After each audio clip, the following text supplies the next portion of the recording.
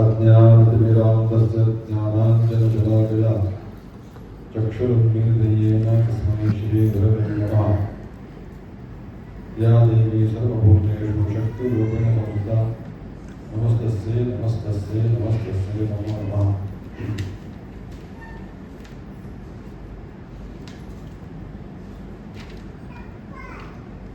मंचावर उपस्थित आदरणीय गोडबोले गुरुजी, देशस्तरगती ब्राह्मण सभा अध्यक्ष तथा भगवान श्री दत्तात्रेय सत्संग मंडळ मुंबई अध्यक्ष, दोन्ही संस्थेचे पदाधिकारी, विश्वस्त, सभासद आणि उपस्थित वेदप्रेमी, धर्मप्रेमी आणि सद्गुरूंची नितांत श्रद्धा असणारे, श्रद्धायुक्त अंतःकरणाने बंधू आणि भगिनी,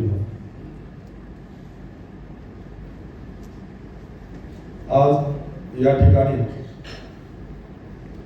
जो काही आपण एका समारंभाकरता आपण एकत्र आलेलो आहोत, तो अत्यंत जीवनातील एक आनंदाचा प्रसंग आहे. आपल्या सर्वांच्या नक्की जीवनातील, आपल्या आणि माझ्या सुद्धा. कारण परमेश्वराने मला दुहेरी भूमिका दिली या कामामध्ये. एक तर देवव्रतचे वडील म्हणून, त्याचे गुरुजी म्हणून सुद्धा. पण हे भाग्य मला लाभलं, हे देवाची खरोखर कृपा म्हणायला पाहिजे. कारण सन्मान होतोय म्हणून मी खरोखर म्हणत नाही, म्हणजे अगदी प्रामाणिकपणे सांगतो, मनापासून सांगतोय की देवाचा सत्कार होतोय म्हणून मला आनंद होतोय असा भाग नाही. तो आनंद आहेच आहे. परंतु गुरुजींनी आता जी काही भूमिका बसवून मांडली, खरं तर आजच्या कार्यक्रमाची वेळ 5 ते 7 अशी आहे. खरं तर मी आता 6 वाजून 5 मिनिटांनी बोलायला सुरुवात करतो. मी काय फार बोलणार नाही, कारण सगळ्यांच्याच वेळेची मर्यादा आहे आणि त्यातून आम्हाला माहिती आहे की आम्ही मुंबईमध्ये आहोत. कारण इथली सगळी व्यक्ती लोक जे आहेत ही घड्याळापेक्षा पुढे पडणारी माणसं आहेत. पण मी काय फार बोलणार नाही, कारण गुरुजींनी माझं काम खूप हलकं केलेलं आहे. परंतु गुरुजींनी जी काय सगळी भूमिका मांडली, वेदांचं महत्व, वेदांची माहिती, वेदांचं श्रेष्ठत्व, त्याकरता काय काय करू शकतो, काय करायला पाहिजे, सगळं गुरुजींनी आपलं सांगितलं. कशा प्रकारे करायला पाहिजे, कशा पद्धतीने करायला पाहिजे, सगळं गुरुजींनी आपलं सांगितलं. पण एवढं वेदांचं महत्व आहे की हा ज्ञान सागर आहे. खरं तर हा 5 ते 7 2 तास आपण कार्यक्रम ठेवलेला आहे. परंतु हा हा वेदांचा कार्यक्रम आहे आणि या वेदांच्या माहिती करता, वेदांच्या महत्वाकरता हा 2 तास पूर्ण कार्यक्रम नाही. खरं सांगतो, कारण वेदांचं महत्व जितकं आहे की ते आपले कल्याणकारक आहे.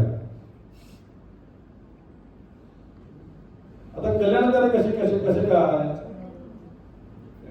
तर ज्ञानेश्वर महाराजांनी सांगितलं आपल्याला. आपण त्यांचे अनुयायी आहोत. ज्ञानेश्वरी आपण ऐकतो, वाचतो, त्याचं प्रवचन चिंतन करतो, कुठेतरी आपल्याला माहिती असते. त्या ज्ञानेश्वरीमध्ये ज्ञानेश्वर महाराजांनी एक ओवी त्यात घेतलेली आहे. वेदांमध्ये त्यांनी खूप सांगितलंय. खरं तर पहिलीच ओवी सांगताना ओवीमध्ये महाराजांनी लिहिले, ज्ञानेश्वर महाराजांनी की ओम नमोजी आद्या आणि वेद प्रतिपाद्या. पहिल्या ओवीच्या पहिल्या चरणात त्यांनी वेद नाव घेतलेलं आणि त्याच्या आधी सुद्धा एक शब्द आहे आद्या. आद्या म्हणजे कोण, वेद प्रतिपाद्य म्हणजे कोण. ज्ञानेश्वर महाराज जी काय पुढे ज्ञानेश्वर सांगतात 18 अध्यायामध्ये हजारो ओव्या आहेत, परंतु त्याचं मंगलाचरण सुद्धा त्याच्या लक्षात मंगलाचरण पुढे आहे. अजून 2-3 ओव्यानंतर पुढे आहे, देवा तोची गणेश वगैरे हे मंगलाचरण त्यांनी पुढे घेतलंय. परंतु त्यांनी पहिल्याच ओळीच्या पहिल्याच अक्षराने काय घेतलंय, ओम नमोची आज्ञा वेद प्रतिपाद्य. ज्ञानेश्वर महाराज सांगतात, मी काय आता जे काय वर्णन करणार आहे, मी काय जे काय माझे जे शब्द फुटतील ज्ञानेश्वर महाराज सांगणार नाहीये. हे काय सांगतोय, वेद प्रतिपाद्य. लक्षात ठेवा, वेदांनी जो धर्माचं प्रतिपादन केलेलं आहे, वेदांनी ज्या धर्माला श्रेष्ठ मानलेला आहे, नवे नवे धर्माने ज्या वेदांना श्रेष्ठ मानलेलं आहे, त्याच वेदांचं प्रतिपादन मी करणार आहे. मी बाकी काही सांगणार नाही.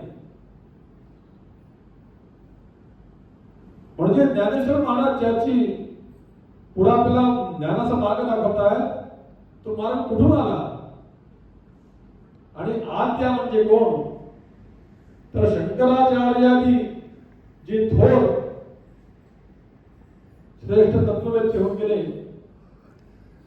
बादरायण म्हणजे व्यास महर्षी आदी या सर्वांनी ज्या धर्माचं प्रतिपादन केलं, आणि तो धर्म म्हणजे कोणता, तो वेद धर्म आहे,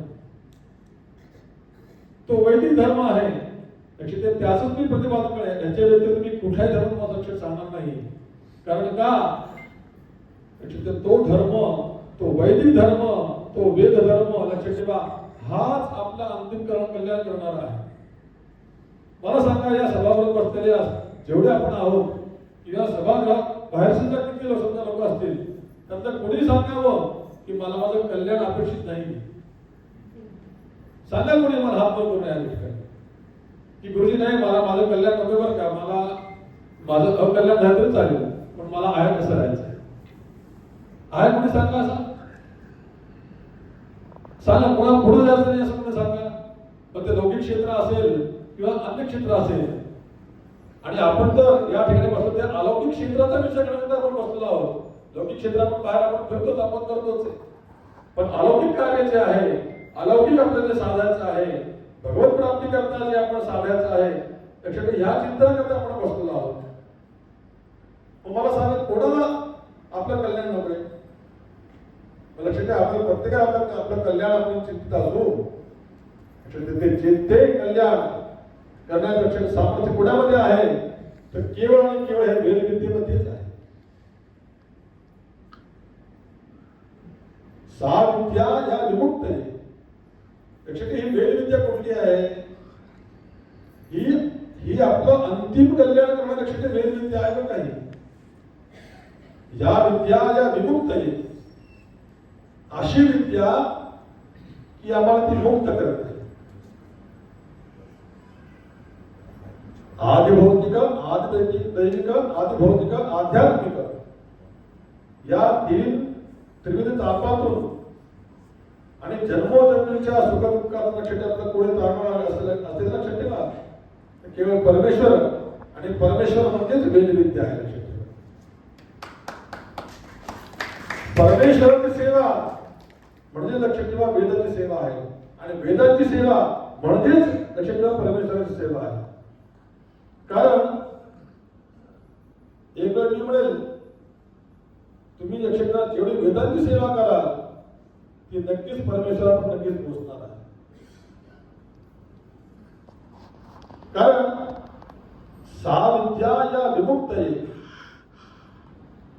प्रत्येकाला, प्रत्येक जीवाला, तुम्हाला, मला सगळ्यांना कधी ना कधीतरी आता, उद्या, परवा, या जन्मात, पुढच्या जन्मात किंवा अजून त्या जन्मामध्ये आपल्याला त्या अक्षर जायचं कुठं माहिती का, ते त्यांच्या तत्वापाशी जायचं. परमेश्वराच्या तत्वापाशी, गुरुजनांच्या तत्वापाशी लक्ष जायचंय, तर त्याचा सुटका होणारच नाही. तर मग जर का आपल्याला जायचं असेल आणि त्या लक्षात समजा नसेल, तर मग आपल्याला लवकर तो मार्ग पडायला नको का. आपल्याला जर का मुंबईत जायचं असेल, आपण कामास नियोजन करतो, हे काम आहे ते काम आहे, पण उद्यात आपल्याला ते काम करणं गरजेचं आहे. पण आपण त्या गोष्टीला प्राधान्य देतो की मला लवकर मुंबईला ते काम केलं पाहिजे, मग बाकीचे मी काम करेल. त्याप्रमाणे आपल्याला जर का परमेश्वराच्या चरणाशी, गुरूंच्या चरणाशी तो जायचा असेल तर आपल्याला तो मार्ग धरायला नको का? मग तो मार्ग कुठला माहिती का? तो केवळ वेद मार्ग, वेद सेवा, वैदिकांची सेवा. लक्षात ठेवा, हाच तो मार्ग, श्रेष्ठ मार्ग आहे ज्याच्यातून आपलं अंतिम कल्याण आणि सत्य कल्याण ते होणार आहे. माऊली आपल्या ज्ञानेश्वरीमध्ये म्हणतात, बघा किती आपली दक्षिण माऊलीला किती चिंता आहे आणि वेदविद्येचं माऊली किती श्रेष्ठत्व लक्षात दाखवतात. माऊलींच्या अनेक ओव्या आहेत वेदविद्येच्या संदर्भामध्ये, वेदांच्या संदर्भामध्ये. पण एक ओवी अशी आहे की पै अहितापासून काढिती, हित देवनी वाढविती, नाही का श्रुती परोगी माऊली जगा. माऊलींनी या वेदविद्येला आईचं त्याला उदाहरण दिले बघा. आईची उपमा दिली, नाही का श्रुती परोगी माऊली जगा. जसं आई आपल्या बाळाचं, छोट्या बाळाचं संगोपन करते, त्याला जन्म देते आणि त्याला कसं वाढवते माहिती का? त्याला वाढवते, पण कसे त्याला वाढवते? माता या स्वभावाने जास्त माता जास्त बसते, आपली पुरुष कमी आहोत त्या मानाने. पण या माता सगळ्यांना माहिती आहे की त्या आपल्या मुलाला कसं वाढवतात. त्याला वाईट गोष्टीपासून त्याला दूर ठेवतात आणि त्याला संगोपन कसं होईल, त्याला चांगल्या गोष्टी कशा देता येतील ह्याचा विचार करून त्याला वाढवतात. म्हणजे कसं? पै अहितापासून काढते, त्या बालकाकरता जे अहित आहे, त्या बालकाचं ज्यात अहित आहे त्याच्यानंतर दूर ठेवतो. वाईट मित्र असते, आई सांगते अजिबात त्यांच्यासाठी मी जाऊ नकोस, कारण का ते तुला चांगलं वागवणार नाही, त्याने तुझं कल्याण होणार नाही. ते आई सांगते मुलाला, वारंवार सांगते. अहो म्हातारे झाले तर आई सांगते आपल्या मोठ्या मुलाला, सांगते की नाही सांगते? पै अहितापासून काढते ना, हित. आणि कशी करते? हित देवनी वाढविती, त्याला हितकारक अक्षर काय आहे हे अक्षर कायम सांगत असते. तो मुलगा आपला 70-80 वर्षाचा झाला तर 90 वर्षाची आई सांगते, अरे बाबा तू रात्री लवकर ये बरं का, सांगते की नाही सांगते? आपण त्या अक्षराच्या भूमिकेत आहोत, कारण तुला माहिती असतं माझा मुलगा लवकर घरी आला की घरातल्या सगळ्यांचं वातावरण आनंदी राहतं. हित देवनी वाढविती, नाही का श्रुती परोगी माऊली जगा. आता आपण या मुख्य मुद्द्याकडे येऊ. नाही का त्याचप्रमाणे ही वेदविद्या, लक्षात ठेवा, ही वेदविद्या सुद्धा या बालकाला, बालक म्हणजे कोण? लक्षात तुम्ही आम्हीच आहे, दुसरं कोण असणार? हे बालक म्हणजे कोण माहिती का? तुम्ही आम्हीच एक बालक आहोत. पै अहितापासून काढती, आई कसं काढते का? आई हा आपल्या लौकिक जगाचं कल्याण आपलं पाहत असते, परंतु ही श्रुती माऊली, ही वेदविद्या, लक्षात ठेवा, ही वेदविद्या अलौकिक जगातलं आपलं लक्षात ठेवा, त्याच्याकडे लक्षात ठेवून आपलं ती रक्षण करत असते. म्हणजे कसं? काम, क्रोध, लोभ, मोह, मद, मत्सर हे षड्रिपू आहेत. अनेक लक्षात ठेवा आपल्यामध्ये व्याधी असतात. ह्याच्यापासून दूर ठेवण्याकरता जसं गुरुजींनी सांगितलं की आपण वेदांचं धर्माचं कशाकरता आवश्यक आहे. गुरुजी सांगितले संध्या करायला पाहिजे. संध्या कशाकरता करायची? ही कोणाला, माझ्या मुलाला, माझ्या बायकोला, माझ्या काका दाखवण्याकरता करायची नाही संध्या. ही स्वतःच्या आत्मकल्याणाकरता संध्या करायची आहे. मग हा कल्याणाचा मार्ग आपल्याला कोण दाखवतो? लक्षात ठेवा, वेदविद्या दाखवतो. मला सांगा, आपण जीवन जगतो, आपण कर्म केल्याशिवाय जगतो का? नाही जगत. लक्षात आपण सतत काहीतरी कर्म करत असतो, बोलतो, उठतो, बसतो, काहीतरी देवाणघेवाण काहीतरी आपण कर्म करत असतो. पण तुम्ही म्हणा गुरुजी मी 10 पर्यंत काम करतो, 12 पर्यंत काम करतो, पण रात्री 12 ते 4 नंतर विश्रांती घेतो बरं गुरुजी, मग परत 4 वाजून काम करतो. ठीक आहे, तुमच्या म्हणण्याप्रमाणे 4 ते 12 मी काम करतो, पण रात्री मध्ये 4 तास मी झोप घेतो बरं गुरुजी. पण मला सांगा, झोपेचे लक्ष आपलं काम चालू असतं की नसतं? लक्ष चालू असतं. श्वास घेतो का नाही आपण? बडबड करतो की नाही आपण? बडबडतो की नाही कधी कधी? लक्ष श्वास घेत हे सुद्धा आपण कर्मच आहे ना.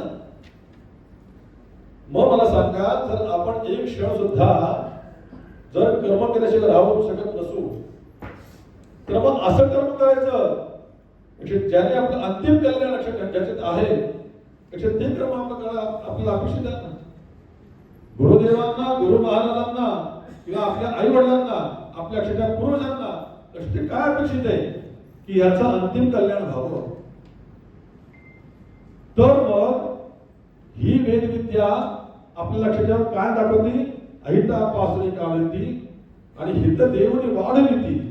ह्याच्या अंतिम कल्याणाकरता ह्याला काय अपेक्षित आहे याचं लक्षात, याचा कोण मार्ग दाखवतोय? ती वेदविद्या दाखवते.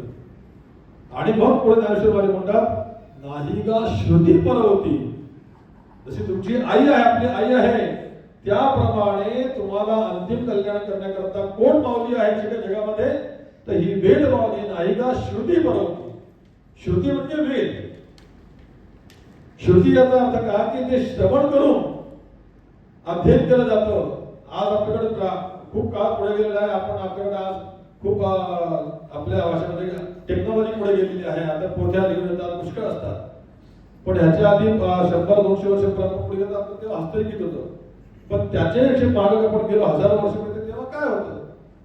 तेव्हा अक्षरशः ही श्रुती परंपरा आहे. वेदविद्या श्रुती परंपरा आहे. गुरुजींच्या घरी जाऊन गुरुजी ज्याप्रमाणे मंत्र शिकवतील त्याप्रमाणे मंत्र ऐकायचे आणि तो उच्चार करायचा, तसं म्हणायचं. म्हणून या विद्येला म्हणतात श्रुती विद्या. आणि श्रुती विद्या म्हणजेच वेदविद्या. म्हणून नाही का श्रुती परवती माऊली जगा म्हणतात ते. आपल्या तरी आई असती, पण ह्या सगळ्या जगाची माऊली कोण आहे? ही वेदविद्या हीच प्रत्येकाची खरी माऊली आहे. आणि मग ती श्रुती माऊली त्या वेदविद्या कोणाकडे आहे सांगा मला. आज आपण या ठिकाणी हे देशस्थ ऋग्वेदी भवन सभेचं हे भवन आहे. कालही आम्हाला 2 ठिकाणी जाण्याचा खूप चांगला एक संयोग आला. काल चित्तभावन संघटनेमध्ये त्या ब्राह्मण संघेत जाऊन आलो. संध्याकाळी देखील आम्ही ऋग्वेदी संघामध्ये काल जाऊन आलो. त्या ठिकाणी काल बरेच संघटना आपल्या समाजाकरता काम करणाऱ्या संघटना तिथं ऐकत आला. त्यांनी पण खूप चांगला सन्मान केला का. पण त्यातून खूप चांगला संदेश दिला गेला की खूप सगळ्या संघटना म्हणजे देशस्थ ऋग्वेदी, देवरुखे, यजुर्वेदी, कणवशाखीय, नवे तर काल तर काय म्हणतात तिथे उत्तर भारतीय सुद्धा लोकांच्या संघटना काल तिथे आल्या होत्या. तर आज आपण या शिक्षणाच्या समारंभात किंवा या संस्थेच्या सभागृहात बसलेलो आहोत. तर आज आपण म्हणतो की आज ऋग्वेदी संस्था आहे, यजुर्वेदी संस्था आहे, ख्रिस्ती. पण लक्षात ठेवा, प्रत्येक तसंच व्यासांनी व्यास महर्षींनी विभाग करून त्या वेदांचं रक्षण केलं की त्याचप्रमाणे ह्या संस्था सुद्धा अनेक वेगळ्या ठिकाणी थांबून लक्षात काम करत आहेत. परंतु लक्षात ठेवा, आज काळाची गरज अशी आहे. खरं तर आपल्या अध्यक्षांनी आज जो काही थोडासा एक हे मांडला, विचार मांडला अध्यक्षांनी, आणि आमचे ऋग्वेदी संस्थेचे अध्यक्ष दोघांनी एक विचार मांडला. तर त्यांनी विचार मांडला की आम्ही आज ऋग्वेदी संस्था म्हणून आज काम करत आहोत. कारण ऋग्वेदाकरता आम्ही किती काम करतो हे सुद्धा आम्हाला माहिती नाही. पण एक संस्था आम्ही चांगल्या प्रकारे चालवत आहोत. पण त्यांच्या मनात एक चांगला विचार आला की आम्ही आता वेदांकरता, सगळ्या वेदांकरता आम्हाला करण्याची इच्छा आहे. गुरुजींना आम्हाला आशीर्वाद द्यावा, असं आपण एक विचार आपण मांडला. खरं तर विचार त्यांनी मांडलाय ना, त्यांनी विचार इथं मांडला. पण जेव्हा त्यांनी मांडला, पण त्यांचा तो विचार त्यांच्या मनामध्ये नक्कीच आधी आला असेल ना, तेव्हा त्यांनी इथं मांडला आपल्या सगळ्यांसमोर. म्हणजे याचा अर्थ काय झाला की त्यांनी जो विचार मांडला, लक्षात ठेवा, पण तत्पूर्वी त्यांच्या मनात लक्षात संकल्प निर्माण झाला होता. आणि नुसता संकल्प निर्माण झाला नाही तर आज आम्ही मंचावर 3 जण बसलो आहोत ना, गुरुजी आहे, मी आहे, देवव्रत आहे. खरं तर आम्ही यजुर्वेदी आहोत. म्हणजे मी त्यात काही भेद करत नाही, पण वैशिष्ट्य तुम्हाला सांगतो. मला जे भावलं त्यांनी देवव्रतला इथं बोलून त्याचा सन्मान करणं, लक्षात ठेवा, हाच त्यांचा संकल्प सिद्ध झाला आहे. मी त्यांना असण्याची गरजच नाही. त्यांनी आम्हाला असं माहिती आहे की गुरुजी आम्ही सगळ्या वेदांचं काम करण्याची आम्हाला एक प्रेरणा मिळाली. प्रेरणा मिळाली कशा? तुम्हाला प्रेरणा तुम्ही आधीच तुम्हाला सिद्ध झालीच आहे आणि त्याप्रमाणे तुम्ही कार्य पण केलेलं आहे. म्हणजे यजुर्वेदी विद्यार्थ्याला इथं बोलवून तुम्ही त्याचा सन्मान केला, लक्षात हे तुमचं कार्य तुम्ही आधीच करून दाखवलेलं आहे. ही किती मोठी आपल्या समाजाकरता. आणि आजचा काळ जो आहे हा आपल्याला यजुर्वेदी, ऋग्वेदी, सामवेदी, अथर्ववेदी, देवमुखे, कोकणस्थ, लक्षात हा आपला काळ आज राहिला नाही. आणि लक्षात हा भेद करण्याचा आपल्याला अधिकार पण नाही, खरं सांगतो. कारण काल गुरुजी काल गुरुजी कोण म्हणाले बोलत होते की लक्षात ठेवा, हे वेद लक्षात आहे, वेद जे आहेत ना, हे वेद हे अतिशय एकच होते. हो, असे त्यात कुठला भेद नव्हता. ऋग्वेद, यजुर्वेद, साम, अथर्व असं काही नव्हतं. गुरुजींचं काल तुम्ही सुद्धा भाषण सुद्धा काल तुम्ही कुठं रेकॉर्ड केलं असता, ऐकलं जरूर ऐकावं. आता मी त्यात फार विस्तार करत नाही, परंतु लक्षात हे वेद एकच होते.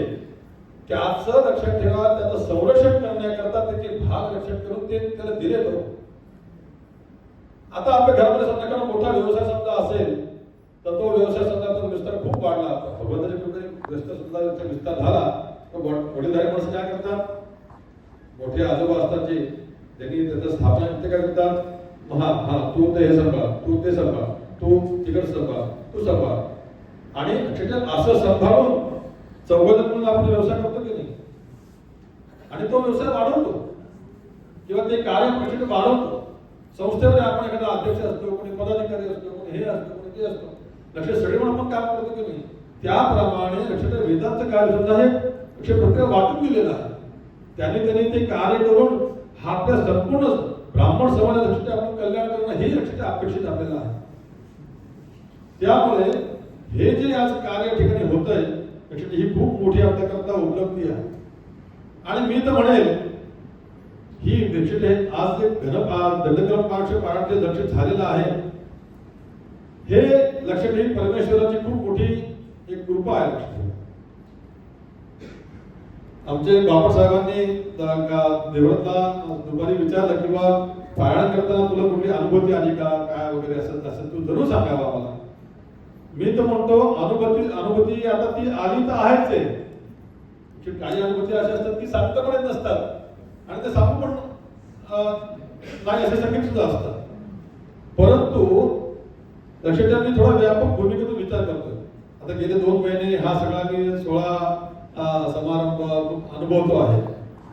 परंतु ज्या ठिकाणी जाणं होते, ज्या ठिकाणी जातोय, तुमच्यासाठी असे अनेक लोक, असंख्य लोक येतात, भेटतात. देवात कुठेतरी पाहायला मी स्वतःच हे काय सांगत नाही बरं का, म्हणजे देवाचं की माझं मी तुम्हाला कौतुक सांगत नाही, हे माझे मला लक्षात घ्या. परंतु देवात सुद्धा कुठेतरी लक्षात गेला तर लोक त्याला भेटतात, प्राकर्षिकाशी बोलायचा प्रयत्न करतात, त्याच्यावर फोटो घ्यायचा प्रयत्न करतात. लक्षात ठेवा, हा लक्षात हा सत्कार जो होतोय ना, मी देवातला काशीतून बाहेरपर्यंत सांगितलं की म्हणलं आता तुझा सत्कार झालेला आहे, म्हणलं तुझा जो काही सत्कार सन्मान झाला आता संपलाय. पण इथून पुढं जो सत्कार तुझा होईल, जो लक्ष सन्मान तुझा येईल, लक्ष तो तुझा सत्कार नसणार आहे. हा सन्मान तुझा नसणार आहे. हा सन्मान, हा सत्कार हा केवळ वेदांचा आणि हा केवळ गुरु परंपरे लक्षाचा सत्कार असणार. आणि त्याची आणि माझी ही भावना. त्यामुळे जर या वेदपारायणातून लक्षात काही आपल्याला साधता आला असेल, लक्षात ठेवा ही लक्षात द्या आजचे 2 दिवस. कारण मी आता तुम्हाला म्हटलं काल अनेक ब्राह्मण संघटना एका ठिकाणी आल्या आणि त्यांनी सन्मान केला. आजही काही खूप ठिकाणचे लोक इथे आलेले आहेत, लक्षात ते सन्मान करत आहेत. म्हणजे मला सांगा की आपण आपल्यात जे काही समजा आपण जे काम करतो, पण आज वेदांच्या कामाकरता लक्षात ठेवा आपण एकत्र आलो की नाही. मग आपण देवरूपी असो, कोकणस्थ असो, देशस्थ असो, किंवा काय म्हणतात की यजुर्वेदी असो किंवा अन्य काही असो, पण लक्षात ठेवा आपली नाळ एकच आहे, वेद हेच आहे. मला सांगा की काका असं म्हणाले की आम्ही वेदांकरता काही समजा काम करत नाही, ठीक आहे, किंवा आपल्याला काय व्हायला पाहिजे ही त्यांची अपेक्षा आहे. पण समोर आपला जो एक छोटासा बोर्ड लावलाय की आपल्या संस्थेचं नाव आहे ते अखिल देशस्थ ऋग्वेदी ब्राह्मण मध्यवर्ती मंडळ जे काय असते, पण त्यातून फक्त एक शब्द काढून टाकावं, अखिल देशस्थ ब्राह्मण मध्यवर्ती मंडळ. समजा असं म्हणलं आपली ओळख काय राहणार आहे. किंवा आपण स्वतः जसं आपलं आय कार्ड असतं किंवा आपलं आधार कार्ड असतं त्यात आपली ओळख असते, कोण आहात कोण नाही काय. पण मला सांगा, तुम्ही म्हणला मी समजा मी ब्राह्मण आहे, मी ब्राह्मण आहे, मग ब्राह्मण म्हणल्यानंतर मग तुम्ही तुमचा वेद कुठला, कुठला अध्याय, तुमच्याकडे परंपरा आहे अशी मला ती माहितीच नसेल, किंवा तो वेद हा शब्द माझ्या आपल्या तुमच्या शब्दात आपल्या भाषेत काय की माझ्या बायोडेटामधून तो वेद शब्द काढून टाका बरं. लक्षात आपली काय आपली ओळख असणार आहे, काही लक्षात आपली काही ओळख नसतात. आपल्याकडे समजा वेद नसतील लक्षात आपण शून्य आहोत. त्यामुळे ही लक्षात वेदच आपले जन्मापासून तर आपल्या मृत्यूपर्यंत आणि मृत्यूपासून आपल्या पुढच्या परीक्षा प्रवासापर्यंत लक्षात हीच आपली ओळख असणार. आणि ही वेदविद्या कशी माहिती का, ही वेदविद्या त्या वेदाध्ययन करणाऱ्या त्या बालकाचं, त्या पुरुषाचं, त्या वेदमूर्तीचं लक्षात ठेवा या जन्मात सुद्धा कल्याण करते. हा जन्म झाल्यानंतर तो सूक्ष्म जन्मात आपण जेव्हा प्रवेश करतो, जेव्हा आपलं शरीर सुद्धा आपण सूक्ष्म देहात प्रवेश करतो, या भूमीवर केले सुख दुःख भोगण्याकरता जेव्हा आपण ज्या परलोकात जातो तिथे सुद्धा आपण सुख दुःख भोगतो केलेल्या कर्मांची, त्या ठिकाणी सुद्धा या वेदविद्येच्या केलेल्या निष्ठेचं किंवा त्या केलेल्या तपश्चर्येचं फळ लक्षात या जन्मात मिळतं. परंतु सूक्ष्म जन्मात जेव्हा जाईल त्या ठिकाणी सुद्धा माझं ते कर्म माझ्या बरोबर येतं, कारण याने वेदाध्ययन केलेलं आहे. आणि त्याचबरोबर मला पुढचा जन्म भगवंत सुद्धा आला तेव्हा सुद्धा मी मागच्या जन्मात केलेल्या वेदविद्येच्या अध्ययनाचं फळ मला पुढच्या जन्मात मला मिळतं. हे पेक्षा मी सांगत नाही बरं का, हे ज्ञानेश्वर सांगतात, हे आपलं वेद सांगतात, हे आपलं शास्त्र सांगतात. त्यामुळे जर का आपलं अंतिम कल्याण करणारी ही वेदविद्या असेल, त्या वेदविद्येचं संवर्धन आपण करायला नको का, त्या वेदविद्येचं संरक्षण आपण करायला नको का. आणि लक्षात ठेवा ते करायचं असतं, वेदाध्ययन आपल्याला करायचं असेल तर मग जसं आज या ठिकाणी आपलं श्री भगवान दत्तात्रेय सत्संग मंडळ काम करते, असे अनेक ठिकाणी लोक काम करत असतात. पण आमच्या आपण सत्संग मंडळ यासाठी काम करते ना, ते अत्यंत श्रेष्ठ काम करते. खरं सांग, कारण काय की ते आमचे वेद पाठशाळा सीधा पडत म्हणून नाही बरं का, आमच्या पाठशाळेला गुरुंच्या पाठशाळेला ते सीधा पडत म्हणून तुम्हाला वैयक्तिक तुम्हाला सांगत नाही, परंतु त्यांची निष्ठा त्यांच्या गुरुदेवावर त्यांची निष्ठा आहे. गुरुदेव जे सांगतात त्याप्रमाणे वागणं लक्षात हीच खरी गुरुनिष्ठा असते. आपल्याला खूप एक छोटं आणि खूप साधं उदाहरण आपल्या डोळ्यासमोर असतं, जे आपण आपल्या शिकताना आपण पहिलीमध्ये 12वीमध्ये आपण शिकलो असतो किंवा आपल्याला आजी आजोबा सांगितलं असतं. एकलव्याची गोष्ट आपल्याला सगळ्यांना माहिती आहे, एकलव्याची गोष्ट आपल्याला सगळ्यांना माहिती आहे. एकलव्याला एकदाच गुरुजींनी उपदेश केला आणि गुरुजी निघून गेले, पण त्याने गुरुजींची प्रतिमा उभी केली आणि त्याच्यामुळे त्याने विद्या शिकली, हे आपल्याला सगळ्यांना माहिती आहे. परंतु तो अर्जुनापेक्षा सुद्धा धर्मधारी श्रेष्ठ का निर्माण झाला मला सांगा, कारण त्याच्या मनामध्ये गुरुबद्दल नितांत श्रद्धा आणि निष्ठा लक्षात. आणि दुसरी गोष्ट असं मला सांगतो, जो गुरूंच्या समोर सद्गुरूंच्या समोर खूप सेवा करतो, गुरु बसले लागले छान आपल्याला हे काम करणार ते काम करणार, ती सेवा करणार ही सेवा करणार, गुरुचे कपडे धुणार, गुरुंचा लागतं सगळं नाही पाहणार अगदी, जे गुरु सद्गुरू उठायच्या आधी तो उठणार, गुरु झोपल्यानंतर झोपणार, ही सगळी कामं करणार. पण सद्गुरू गेले की मग आपला हा निवांत होणार. असे आमचे काय असं परंतु सद्गुरू सोबत असो किंवा नसो, गुरुजी सोबत असो किंवा नसो, त्यांनी दाखवलेला मार्ग त्याच निष्ठेने पुढे जो लक्ष जो चालवतो ना, खरा त्याचा उद्धार होतो. आणि त्याचप्रमाणे आज सद्गुरू आपल्या नाही, शरीर रूपात नाही, पण त्यांनी लक्षात दिलेले विचार आहेत, त्या विचाराशी जो चालतो ना, लक्षात खरा अंतिम करून त्याचे जातो. सद्गुरू तुम्हाला मार्ग दाखवला की तुम्ही वेदांची सेवा करा, वेदांचं रक्षण करण्याकरता प्रयत्न करा. सिद्धा रूपाने तुम्ही जी सेवा करत आहात ही गुरूंची आणि वेदांची तुम्ही सेवा करता. परंतु त्याचा तुम्हाला एक हे सांगतो की भागवतामध्ये असं वर्णन आलेलं आहे की हजारो यज्ञ, बापट साहेब, हजारो यज्ञ करू सुद्धा जेवढा भगवंत संतुष्ट होत नाही, हजारो लाख आहुती ग्रहण करून सुद्धा भगवंत जेवढा संतुष्ट होत नाही, तेवढा एक वेदपाठी वेदाध्ययन करणाऱ्या ब्राह्मणाच्या मुखात एक अंदाज लक्ष दिला, त्याने भगवंताला संतुष्ट होतो, तेवढा हजारो यज्ञ सुद्धा संतुष्ट होत नाही. एवढं महात्म्य श्रीमद भागवतात सांगितलेलं आहे. आणि ही तुम्ही मोठी रक्षण खूप सेवा करत आहात. परमेश्वर कृपाने, वेदांच्या कृपेने हे तुमचं क्षेत्र कार्य जे आहे, आज तुम्ही 10-15 पाठशाळेत तुम्ही आज शिधा पोचवण्याचं काम करत आहात. मी तर म्हणतो भगवंताच्या कृपेने आज तुम्हाला नक्कीच असा एक लवकर दिवस येईल, तुम्ही शेकडो पाठशाळा तुम्ही सेवा पोचवण्याचं कार्य करत आहात. कारण ह्याच्या मागे आहे तुमची एक असणारी तुमची गुरुनिष्ठा, वेदांत असलेली श्रद्धा, आणि तीच तुम्हाला फळ देणार आहे. आणि एक तुम्हाला छोटस एक तुम्हाला पुढे वक्तव्य करतो, माझं थांबलं, तुम्हाला खूप वेळ झाली. परंतु दानाचं महत्व तुम्हाला सांगतो की गुरुजींनी आता सांगितलं आपल्याला दानाचं महत्व काय आहे. परंतु आपल्याला असं वाटतं की मी आज 100 रुपये दान दिले किंवा शिधा सेवेकरता मी 1000 पासून खिशातून बाहेर काढले, आपल्याला वाटतं आपले 5000 मध्ये 100 रुपये कमी झालं का, म्हणजे मागे 4900 रुपये उरले असं वाटतं. पण लक्षात ठेवा, ते 100 रुपये 100 रुपये 10 रुपये आपण जे खर्च करतो ना, याच्यात तुमचा खर्च नसतो, ते तुमचं सेविंग, ती तुमची बचत असते. आणि ती बचत घेणारा तुम्हाला परत तुम्ही गुरुजींनी सांगितलं दिलेल्या लक्षात शतपटी लक्षात परत येतं. तुम्ही अनुभव घेऊन पहा. 100 रुपये तुम्ही दान म्हणून खर्च करा, सत्पाती दान करा. लक्षात ठेवा, तुम्हाला 2 दिवसात तुम्हाला परत 1000 रुपये मिळाले तर आम्हाला सांगा, आमचा 70% तुम्हाला परत करेल. तुम्ही अनुभव घेऊन पहा.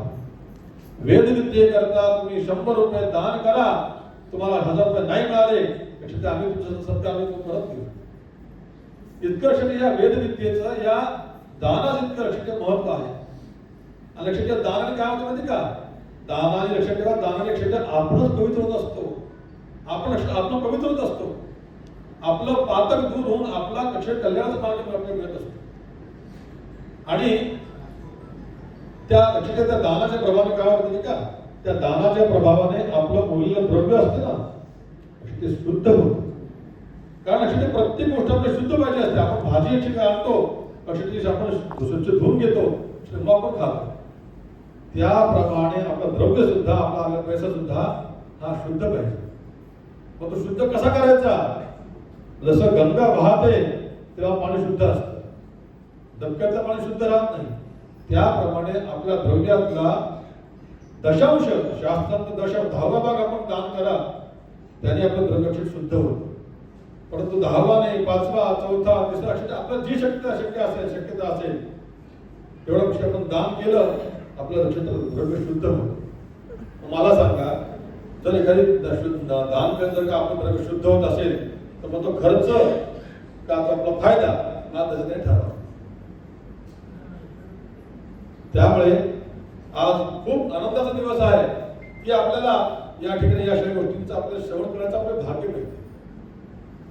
आणि मी सुरुवातीला म्हणलं की खरोखर मी भाग्यवान स्वतःला का समजतो, तर आपलं सत्कार खरं म्हणून नाही, तर या श्रेष्ठ परंपरेमध्ये आपल्याला जन्म घेता आला आणि त्या वेदविद्येचं काहीतरी आम्हाला सेवा करण्याचं भाग्य मिळालं, त्याचे म्हणून आम्ही खरं भाग्यवंत आहोत. सत्कार मिळाला म्हणून त्याचा आनंद आहे, ठीक आहे, त्याकडे मी भाग्यवंत नाही तो आम्हाला आनंद नाही. पण या श्रेष्ठ परंपरेमध्ये वेदाध्ययन करण्याचा या जन्मामध्ये आम्हाला जे भाग्य लाभलं आहे, हे भगवंतांनी कृपा करून आम्हाला दिलेलं आहे, ह्याचाच आम्हाला खूप आनंद वाटतो. आणि असंच उत्तरोत्तर बोलण्यासाठी खूप आहे, पण आपल्या वेळेची मर्यादा आहे, पुढचा एक कार्यक्रम घ्यायचा आहे, त्यामुळे मी फार वेळ न घेता आपण या ठिकाणी आम्हाला बोलवलं, आमचा सन्मान केला आणि बहुत आम्हाला तुम्ही हे दिलं, त्याबद्दल या संपूर्ण रुपेदी मंडळ आणि आपला भगवान दत्तात्रय मंडळ याचं आणि पूर्ण मुंबईकरांचं आम्ही या ठिकाणी शतशः आभार व्यक्त करतो आणि माझ्या वेळेला विराम देतो.